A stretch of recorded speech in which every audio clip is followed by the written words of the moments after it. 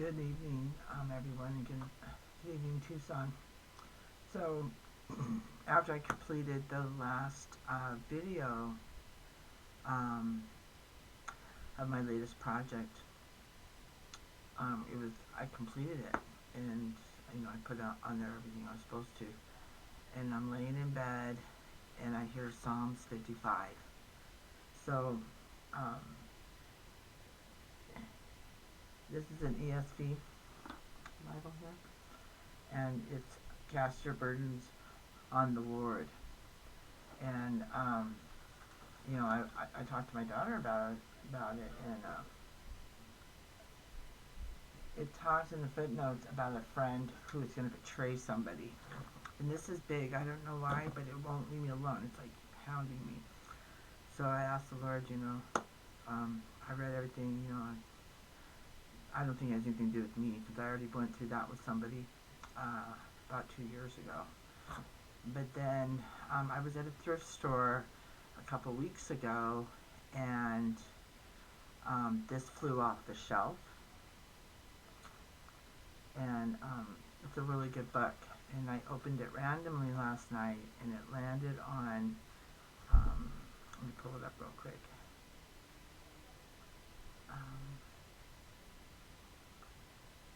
Sorry, I'll go here, and then there's another chapter here I want to share with you. This is a really good book. I read it years ago. I was living in Canada, and it was a national ebook. It was so at the time I was reading a lot of Christian philosophy, and it just popped up on my thing, and I was looking for my brother. He supposedly was at my mom's, and my mom said, "Oh no, he's just out with his friends." And I was like, "Okay, I want to talk to him, have him call me," and I wouldn't hear from him. So when I read this book, I knew my brother was in prison. I don't know how I knew, I just knew. So I called my mom, and I said, "If I send you a letter for my brother, could you make sure you get it to him?" And she said yes. And then I talked to my dad, and he told me he got a message that my brother was in prison. And I was like, yelling at my dad. I knew he was in prison. I don't know why she would lie to me, but he told me not to tell my mom. So what I did was I wrote the letter, and I was real upset with her, and I wrote everything in there about what I was upset about, but she couldn't say anything because the letter was not addressed to her. But it bothered me that she felt it was okay for him to be in prison all alone with no help, no support, no family, no nothing, and that bothered me.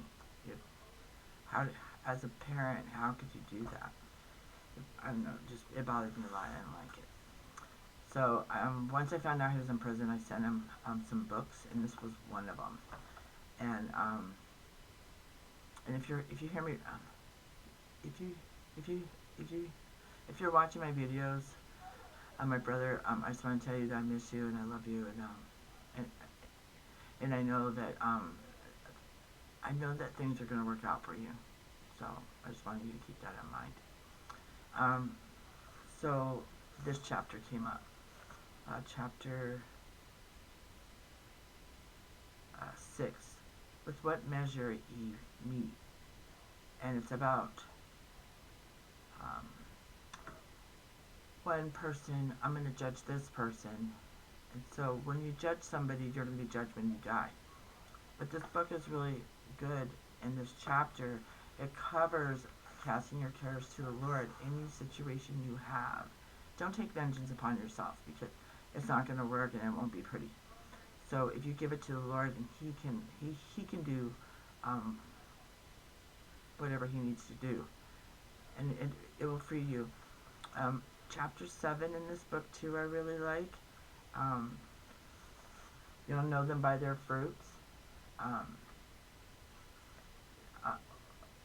It's amazing what you'll get out of this book, and I think it's really helped me to live a right life, because vengeance is not mine to take, and that's when people do things to you, they have their own motives. It could be money, they're jealous, and you didn't even know.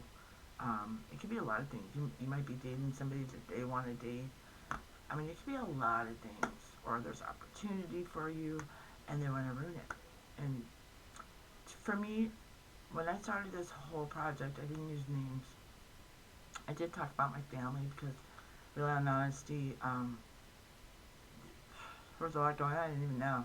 It was total chaos all the time. But I knew by their body language and the way they looked at me that they didn't like me. They can say all fucking day long, sorry for my cursing, that they don't like me. That they love me. You can love me all day long, but it doesn't mean that you like me. And I don't care. Because I'm not here for them. I'm here because I care about others. And